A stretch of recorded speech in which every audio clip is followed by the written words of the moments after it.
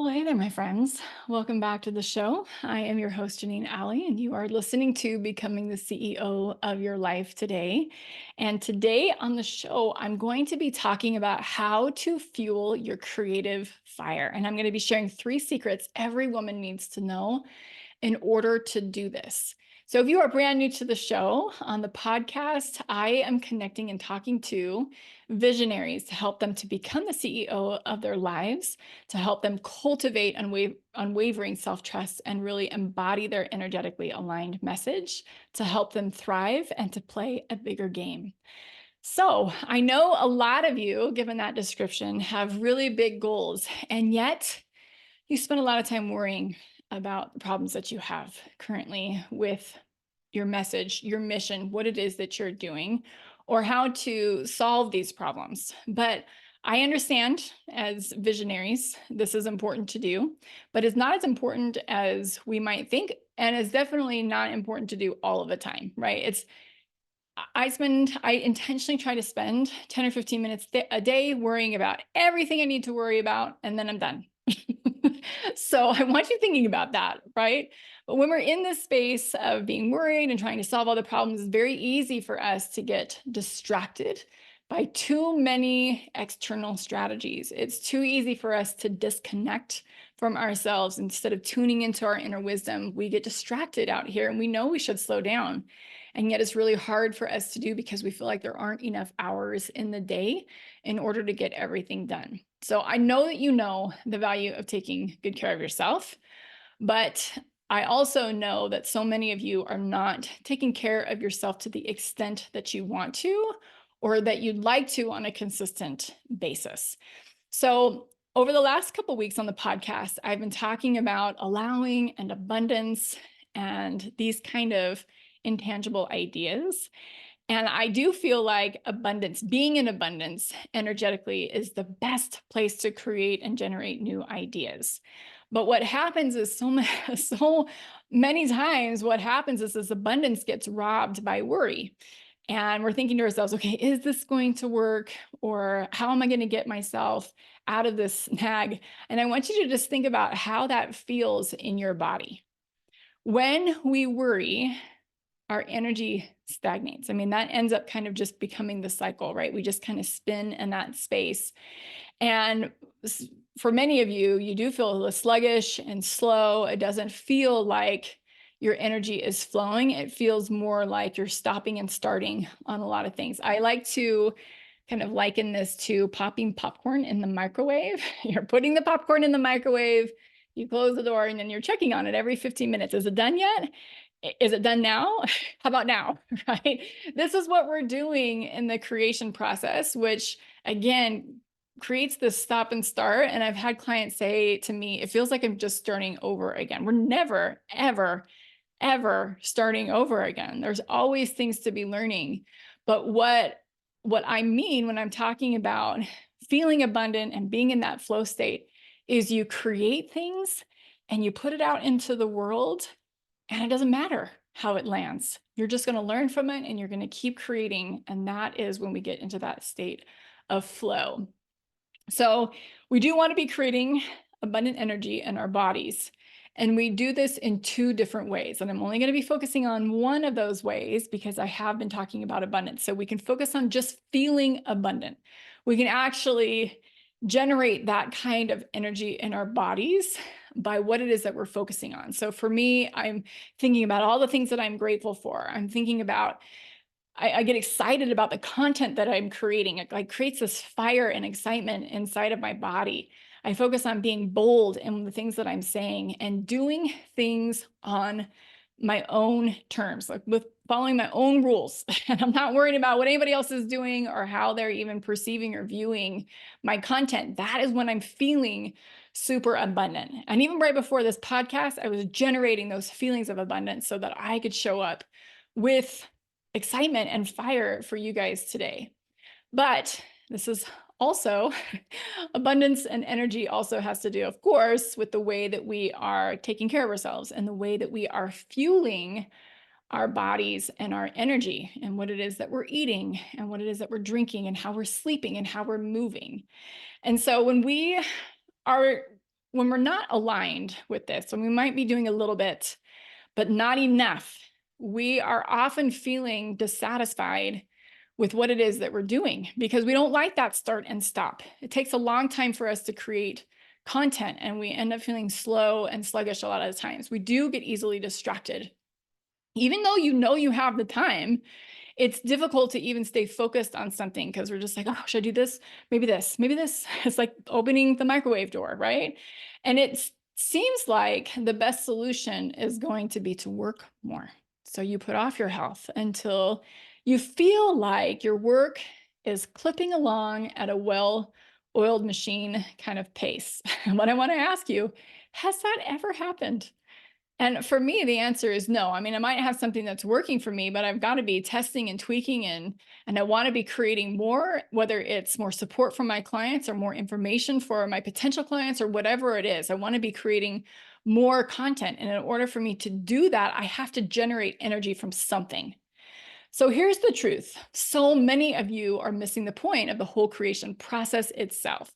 You think the reason why you're doing what you're doing is to make sales or to get more clients or whatever, to grow externally. That's not it. The point of the whole creation process is to create what you are here to create, regardless of your outcome. It is more about you than what you think.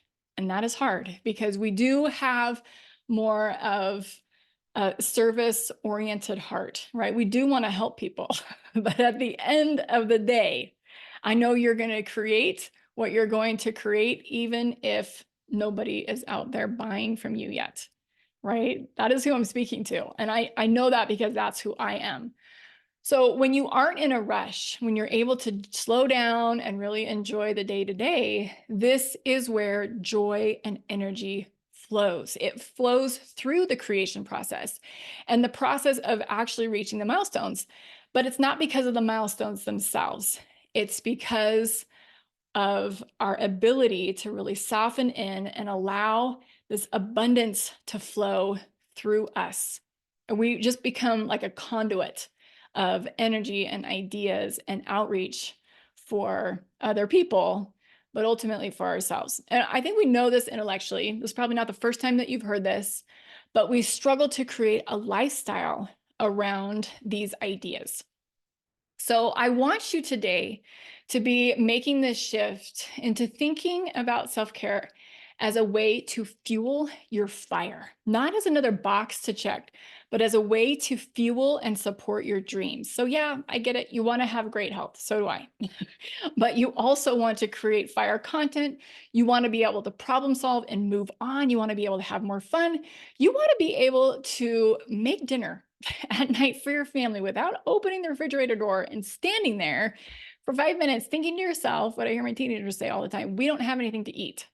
And my teenage son, Isaac, who drives, he's like, I'm just going to go to Chick-fil-A, which he can do, but I'm not going to do that. And I don't need to. I've actually had a lot of really, really great success, even though sometimes I don't want to make dinner, but not having a problem coming up with ideas of what to eat. So we often miss the mark on how much this actually helps us to show up the way that we want to show up. And I know this is what you want. You want to have the energy behind what it is that you're doing. You want to show up for your people. You want to show up for yourself. You want to show up for your message and your mission and not afraid to step into a leadership role in your life.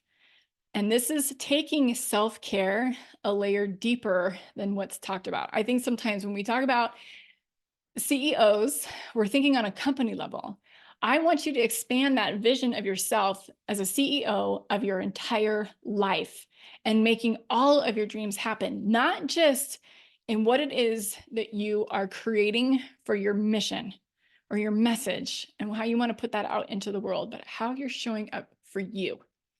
And in order for ideas to flow through you and for you to be that conduit, you need to be feeling good. And you need to be less in that reactive space where you're thinking, okay, this has to happen. It's full speed ahead, and feeling bad about the collateral damage that's happening around you because you're in that mindset, but feeling at the same time like it can't be helped. This is not true. Health and energy and vitality can be yours today. It can be yours this week. And it's not something that would be nice to have someday. I know that a lot of you think that. It is necessary to create the business and life that you are dreaming of, not to happen after anything, after any milestone that you think you're going to arrive at. It doesn't happen like that. I know you. You're going to keep creating and wanting to grow and expand. You can focus on making this happen right now. Okay, so here are the secrets. Okay, so the first secret is you want to be able to see that abundant health and abundant ideas are directly linked to each other. So I know you know what to do. I know you want to eat nourishing foods all the time. I know that you want to be drinking more water and sleeping and moving more. I totally get that. But you have to drop the not now, or when I'm finished with this webinar script, or when I reach a certain level of income, or when these milestones happen. There is a misconception that success is a destination and it needs to happen at the expense of yourself. This is, like I mentioned earlier, a pattern that is happening in your nervous system. So as go-getters, there is always going to be another thing. There is always going to be another goal to reach. And then you're thinking, okay, but then I'll be able to do these self-care kinds of things. I know this is how you see your health, or many of you, and it feels like it's just out of reach, or you'll find the time in the future. It is a necessity, and it's not just for your overall well-being or your ability to relax and enjoy yourself, or the quality of relationships that you have, although all those things are great, but it's also for your ability to be creative. Energy has to come from somewhere, right? And if you're really fueling your fire by taking care of yourself, that energy is abundant, and your ideas are abundant, and the execution of those ideas is also abundant. So many of you see your health, like I said, as kind of this afterthought when it really is available to you right now. How do I know? Because I've been doing this for years and I have a lot of things going on, just like so many of you. But what I've learned is that this is something that supports me and it's something that I want to do. So let me give you an example of this and kind of an analogy. And this analogy comes from Richard Dotts. Dotts. He's an author. He writes a lot of abundance books. They're usually less than 100 pages. It's just an afternoon read. They're really good. They're fun to get through. And I can't remember which book this is from, but this is his analogy on abundance. He says, I want you to imagine that you are standing at the edge of a field of flowers. And for me today, I want you to imagine they're sunflowers, just because those are great flowers, okay? They're all around you. They're big, they're huge, they're bright, they're yellow. And you're standing there with your collarbones broad, your face, your chin lifted, and your arms by your side. And you are not making currently any effort to reach out. So you're seeing in the distance that the sun is setting behind the trees in the distance. And although you're close enough to reach out and touch the flowers and gather them up by the armful, I mean, you can reach out in any direction. You're surrounded by these flowers. So I guess you're not really standing at the edge. You've stepped into the field. You're surrounded by these flowers and you can gather them up by the armful. However, what is happening is you're looking for the flowers beyond the field. Your gaze is past the field that you are actually immersed in. You see as the road, you see the trees at the edge of the horizon and the sun setting behind a farmhouse and a grain silo. And you are wondering, like, where are all the flowers? How can I get my hands on these flowers? And this is how so many of us experience our own health, our time, our money, when abundance is all around us. And if we don't have abundant numbers, for example, in our bank account, or abundance with our health and our vitality and our energy right now, I want you to know it is available to you right now. We just need to recognize this. We need to recognize that this is true, and we need to make space for these things to show up. So like I mentioned, I've been talking about abundance on the podcast. Go back and listen to the last 2 episodes of this, and I kind of apply this analogy to the things that I'm talking about in both of those episodes. And I totally get that there are things to do, But I want to just remind you, you don't have to do anything. The deadlines that we set for ourselves are there from us most of the time, right? You are free to create. You're free to speak out. You're free to cut back. You're free to move forward without feeling like there has to be pain or struggle or scarcity in what it is that you're doing. So I want you to practice softening into this place of being and enjoying where you are right now and evolving and becoming at the same time as you create. Okay, so that is the first secret. The second secret is you need to have clarity around what you want versus the things that you need. So there is a difference between someone saying, I need to get to the gym versus I want to go to the gym, right? When we say something like, I need to go to the gym, we are coming from this place of desperation, as if it's a box that we have to check in our day or in our week. And it's almost like we're trying to escape from our lives. I need to go to the gym. And I get that oftentimes physical fitness is for the sake of our sanity. I totally get that. But I want to be asking you, why on a regular basis aren't you feeling more sane or more peaceful during the rest of your week or during the rest of your day? Even. And I want you to contrast that with, I want to go. I want to go to the gym. I love to go to the gym. My body and my mind just love to move. So by making the time to take care of yourself from a place of wanting versus a place of needing, you are learning how to slow down.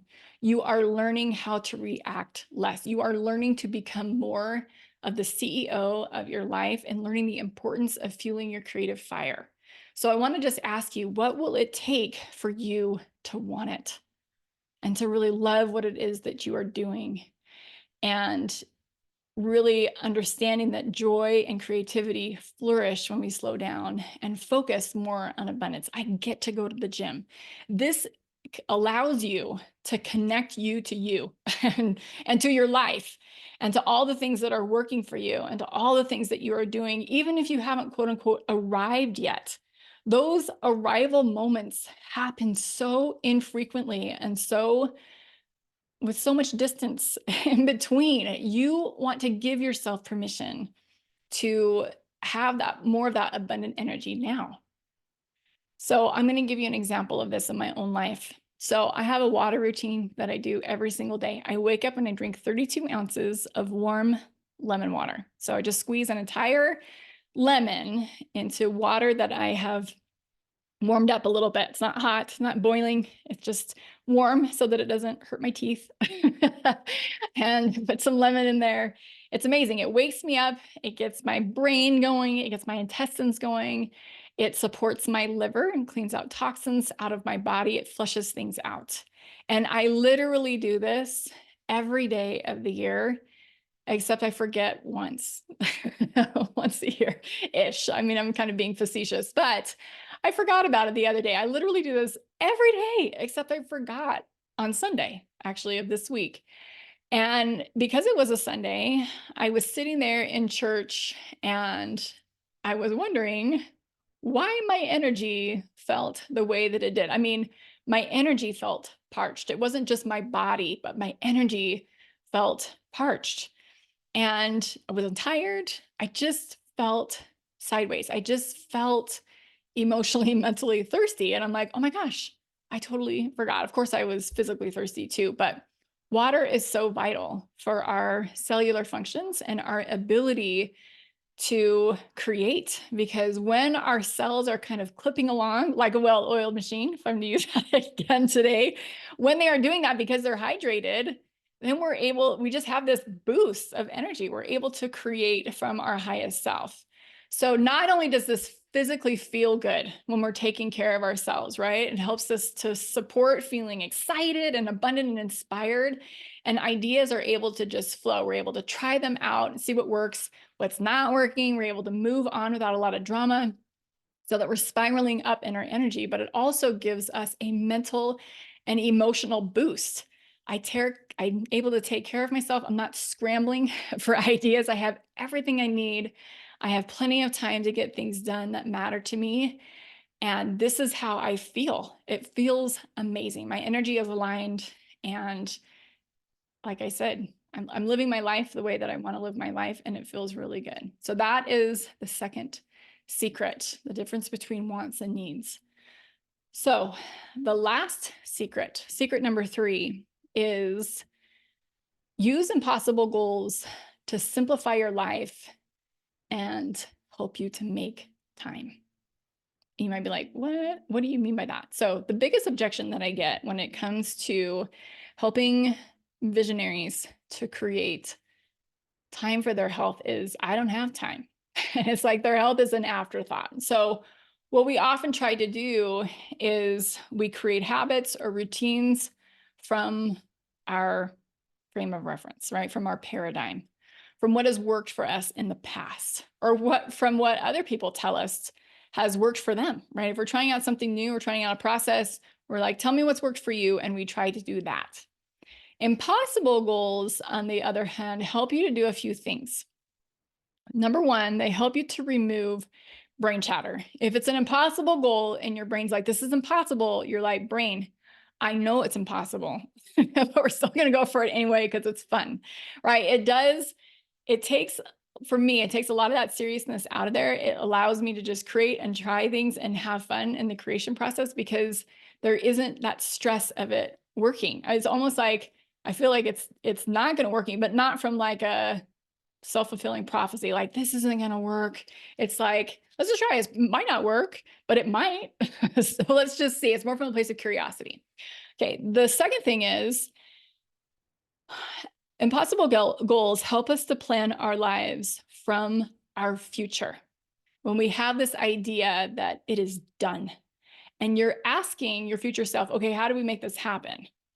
Okay, that's the difference. That impossible goal helps us to change the conversation, and it helps us to look forward instead of from the past.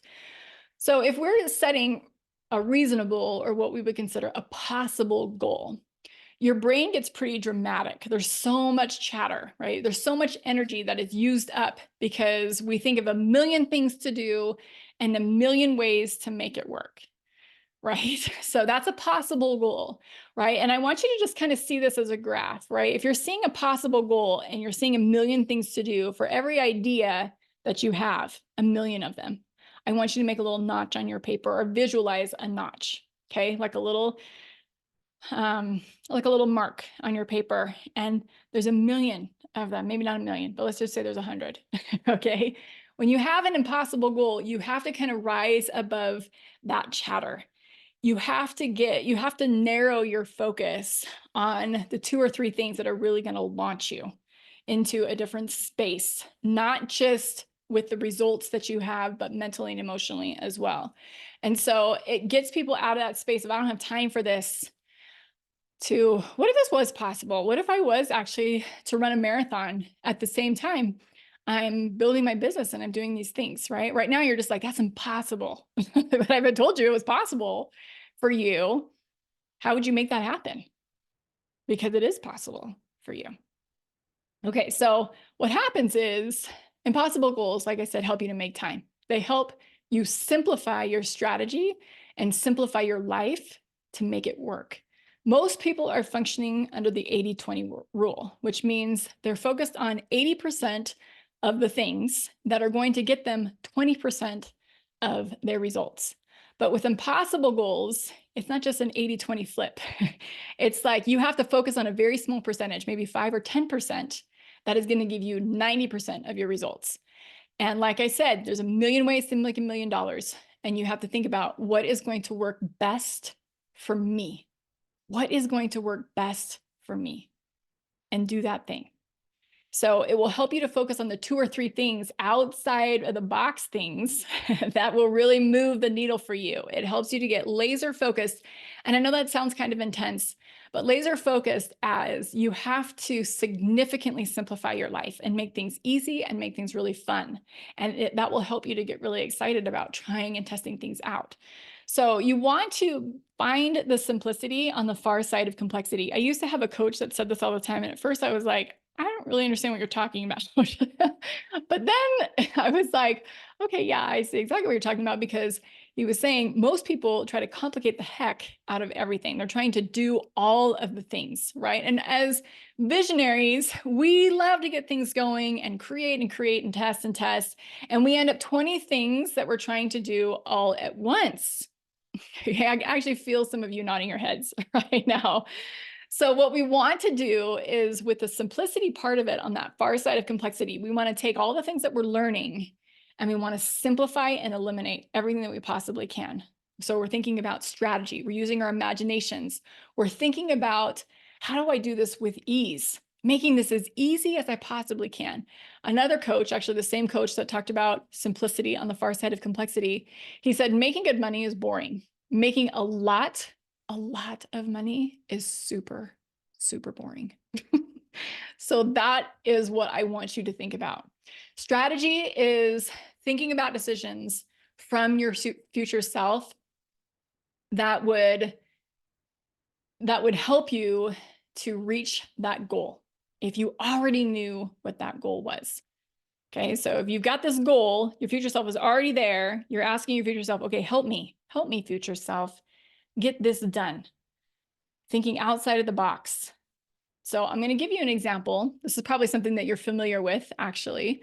It has to do with music. So all throughout growing up, we had, records, we had 8-track players, we had cassettes, we had CDs. It was kind of like an improvement on the same thing. It was better sound quality, but it was ultimately the same thing. It was an album on something that you could purchase from the store and play in some kind of player, right? Video cassette player, a CD player, whatever, right? However, with the internet exploding in the late 90s, early 2000s, what was going on was there was a company called Napster that was taking CDs and burning them. They were like, not, I shouldn't say burning them. They were uploading them and then putting them on the internet for everyone to hear, right? And it was all free. It was free music that people could just download and put on their computers to listen to whenever they wanted to. However, this was unfair because the people who were making the music were not getting paid. It was all things that people could listen to for free, right? So there was a lawsuit, Napster got shut down. And in the process of this, Apple on the side was creating their iPod, which then allowed people to just download a song at a time and put it directly on their device. And they had the slogan, like 1,000 songs in your pocket, music library in your pocket, something like that, where they just totally shattered the glass ceiling on 8-tracks, cassettes, CDs, and now a fair way to allow the artists to get paid and for people to listen to the music, but not have it be this cumbersome CD or cassette library that I know so many of you like me were trying to sell those things off at yard sales for years and things, right? So that totally shifted the way that we do music now. And I want you thinking along those lines by creating an impossible goal in a very short period of time. I want you to get clear on what you want. Think big, think impossible. So a personal example, when I was overcoming depression and anxiety, I decided I'm going to sign up for a half iron triathlon while I'm homeschooling 4 of my kids. And I was thinking, I don't know how I'm going to do that, but it is done. I see myself at the finish line of this race and I am going to figure it out. So in order to make that happen, I had to drastically simplify my life. I wouldn't be here without that experience because it changed me so much. And this is what I want you to take away. Self-care doesn't just happen. You're thinking about, okay, if I was the CEO of my life, what would I be doing differently right now? That is who you want to become in this process. So how would you be living your life differently? How would you be making choices differently? When you start to think bigger, it changes the game. You're able to make your health a priority. You're able to get more done. You're able to have more energy. You have better ideas that flow to you. You're in that state of abundance. You're increasing your overall joy and satisfaction with your life. I mean, it changes everything. All right, you guys, that is what I have for you today. Thank you so much for joining me this week on the podcast. If you enjoyed this episode, I really want to encourage you to rate and review the podcast on whatever streaming platform that you're listening to, and then share the podcast with a friend. If you were thinking about someone while you were listening, please share this episode with them. It would mean the world to me if you did. And if you want to know how to show up with unwavering energy to help you to fuel your creative fire and to make this happen, I would love to hop on a 15-minute unwavering assessment with you. So this is where we just hop on the call and I offer you 15 minutes of pure value. That's what it is. Really fun calls. Go ahead and book yours at janeenalley.com/CEO to get access to my calendar. You'll book a 15-minute session. We will hop on, we will talk, and you are going to walk away with next steps on how to do this. It's going to be amazing. This is a no pressure, no sales, nothing on this call. It's just you and me, and I am just helping you with your life. So I'm looking forward to connecting with you over there. But for now, have a beautiful week, and I will talk to you guys soon. Take care. Bye.